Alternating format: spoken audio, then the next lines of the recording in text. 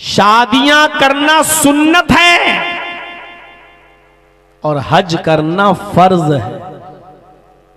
अब हमारे जहन में क्या है, बेटियों की शादी में लाखों रुपया खर्च होगा, ये जो चीज आई है हमारे जहन में, मेरे भाइयों, यही फजूल खर्ची ने आज हमें फर्ज इबादतों से रोक दिया है। किसने कहा है कि बारात आप अपने घर पे बुलाइए, और किसने कहा है कि आप 100, 150, 200, 250, 300 आदमियों की बारात लेके जाइए? किसने कहा आपसे?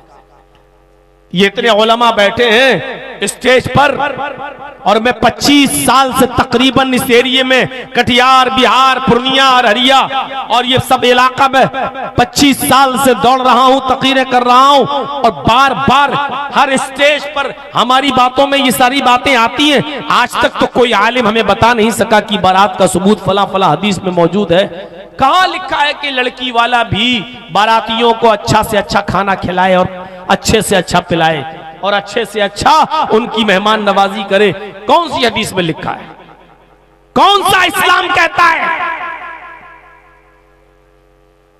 अगर कोई आपको ये कहे कि मैं अपने लड़के की बारात लेकर आपके घर आ रहा हूं, आप कहिए आइए।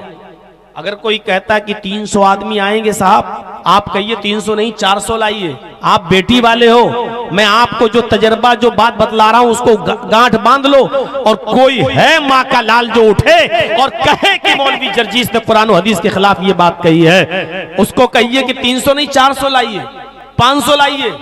और जब ये सब पहुंच जाएं, आप सबको सिर्फ एक एक गिलास पानी पिला के भगाइए, एक कप चाय भी मत पिलाइए। और आप ऐसा करना शुरू कर देंगे ना, अपने आप बारात खत्म हो जाएगी। और जब वो कहें कि साहब आप क्या कर रहे हैं मेहमानों की, आप मेहमान हैं कहां?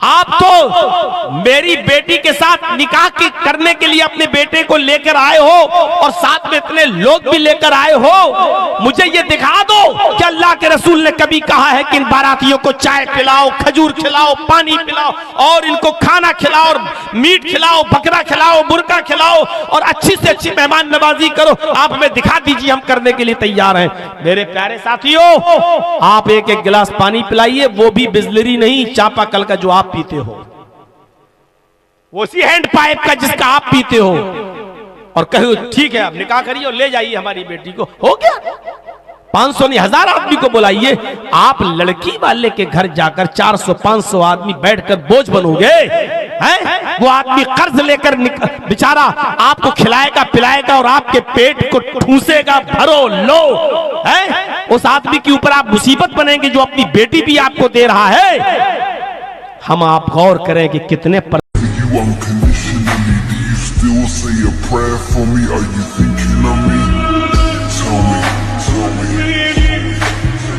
मुसलमान हैं। हमारा दिल अंदर से गवाही देगा। खोलिए अपने गरीबान के बटन और दिल से पूछिए हम मुसलमान हैं। जब आपका दिल कह दे कि हाँ, तो उससे पूछिए हम कितने % मुसलमान हैं। आपका दिल अंदर से गवाही देगा। बहुत बड़ा काम कर रहे हैं आप माशाअल्लाह। एक मस्जिद की तामीर, एक मस्जिद की तौसी, बढ़ चढ़ के हिस्सा लिया है। लेकिन याद रखिए, मस्जिद तो बन जाएगी और आप थोड़ी बनाएंगे। जिसके नाम पर बन रही है, अल्लाह का घर है, वो इंतजाम कर देगा। आपको मस्जिद बनाने की फिक्र होनी चाहिए, लेकिन उससे ज्यादा फिक्र ये होनी चाहिए कि मस्जिद तो आलीशान बन जाएगी, मस्जिद में तो एसी लग जाएगा, लेकिन इस मस्जिद में नमाज पढ़ने वालों की मिकदार कितनी रहेगी, इस बात की फिक्र होनी चाहिए।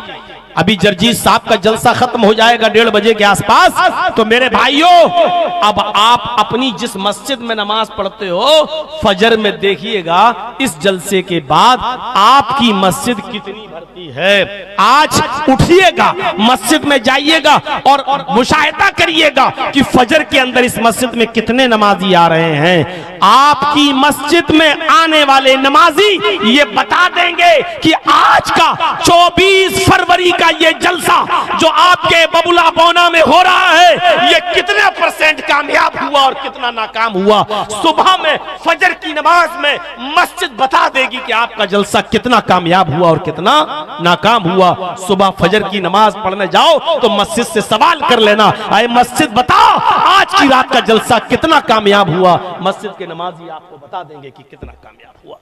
मस्जिद तो बना ली शब भर में ईमान की हरारत वालों ने, मन अपना पुराना पापी रहा, बरसों में नमाजी बन न सके।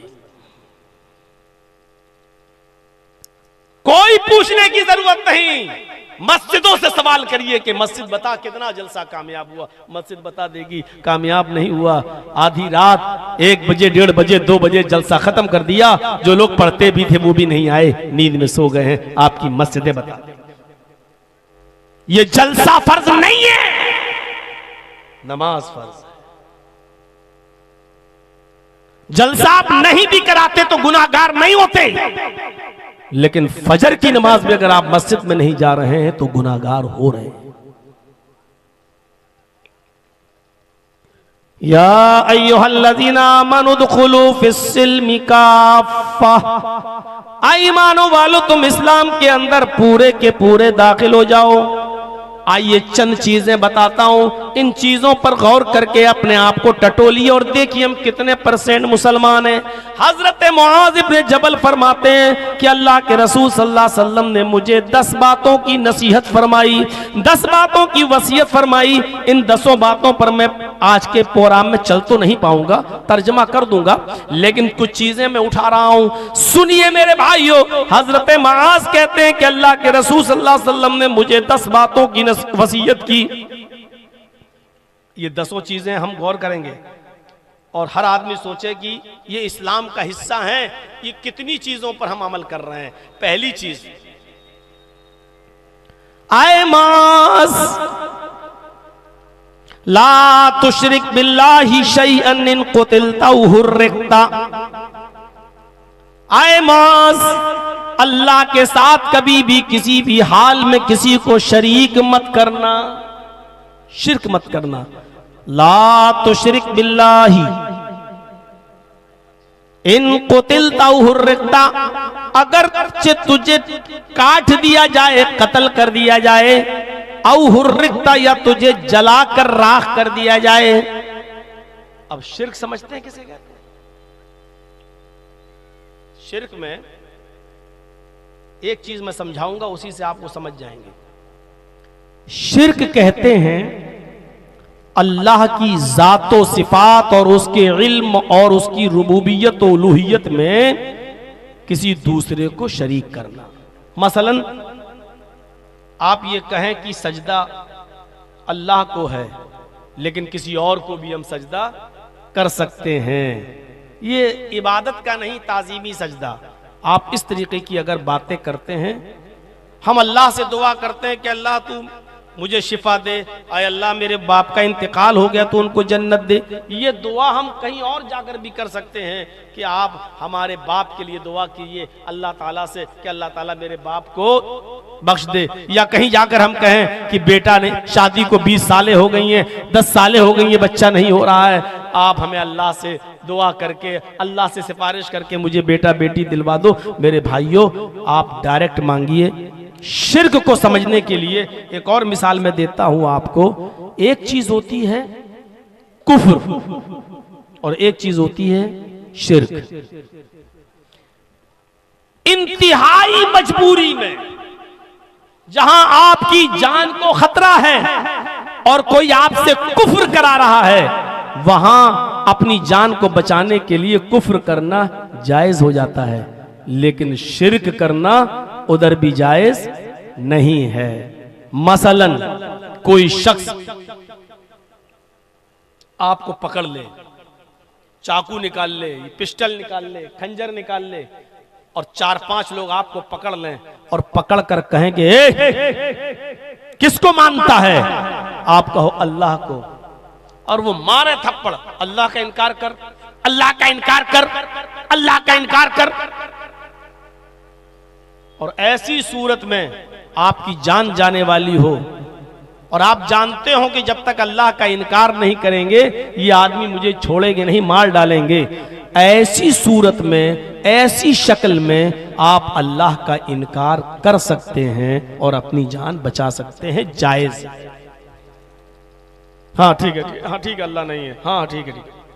जान बचाने के लिए, लेकिन वो भी जबान से कह सकते हो, दिल में आपको यही रखना पड़ेगा, नहीं हम बस जान बच जाए, हम तो अल्लाह को मानते ही हैं, अल्लाह पर तो हमारा ईमान है ही। सिर्फ अपनी जबान से उनके सामने ये जुमला कह दो कि ठीक है मैं अल्लाह का इनकार करता हूं, मुझे छोड़ दो, आपकी जान बच गई। घर आइए फिर से कहिए कि अल्लाह तू मेरे दिल का हाल जानता है, मैंने दिल से तेरा इनकार नहीं किया था। जायज। ये सब मोबाइल छीनो, तो इनके मोबाइल छीन के दूसरे लोगों जो पीछे खड़े उनको भी डिस्टर्ब करते हैं। क्या करोगे? मौलाना जर्जी साहब की फोटो लेके जन्नती हो जाओगे क्या? एक तो खड़े हैं, दूसरा फोटो और कैमरा। चाहे तो इधर भी बैठ सकते हैं ये लोग।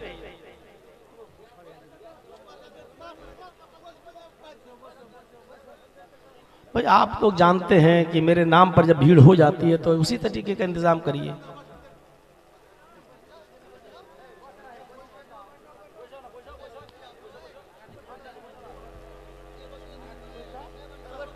अब आइए इधर तवज्जो दीजिए, नहीं सुनेंगे भी नहीं और सुनने भी नहीं देंगे। तो अल्लाह का इधर देखिए, अल्लाह का इनकार करने से जान बच रही है तो बचा लीजिए। अब आइए दूसरी मिसाल पर, शिर्क क्या होता है?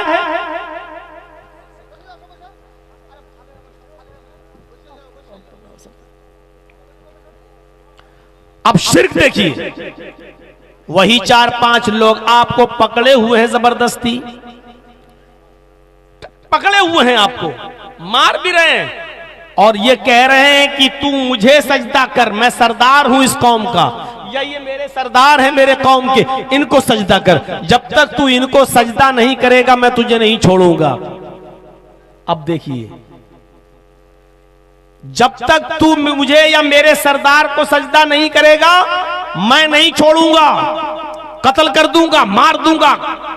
तो ऐसे मौके पर अपनी जान बचाने के लिए आप उसको या उसके सरदार को सजदा नहीं कर सकते हो। यहां जान जा रही है तो जाने दो, लेकिन आप किसी गैर के सामने सजदा नहीं कर सकते हो।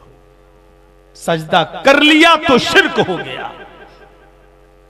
और यहां अल्लाह ने क्या कहा? अल्लाह के नबी ने ला तुश्रिक बिल्लाह, अल्लाह के साथ किसी को शरीक मत करना। इन कुतिलता औ हुर्रिता, अगरचे तुझे कत्ल कर दिया जाए या जला कर कोयला बना दिया जाए, राख कर दिया जाए, अपने जिस्म को राख करवा लेना, लेकिन किसी गैर के सामने सजदा नहीं करना।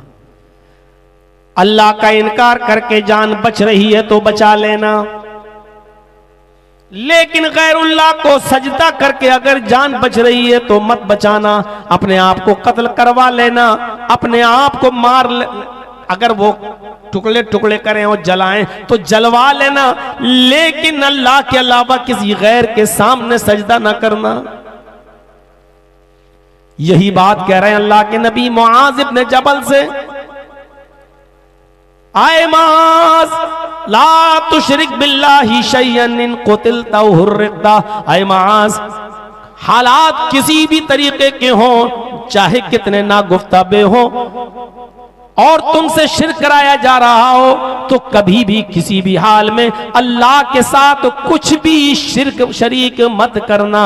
इन कुतिलता औ हुर्रिता, अगरचे कत्ल कर दिए जाओ या जला दिए जाओ। पहली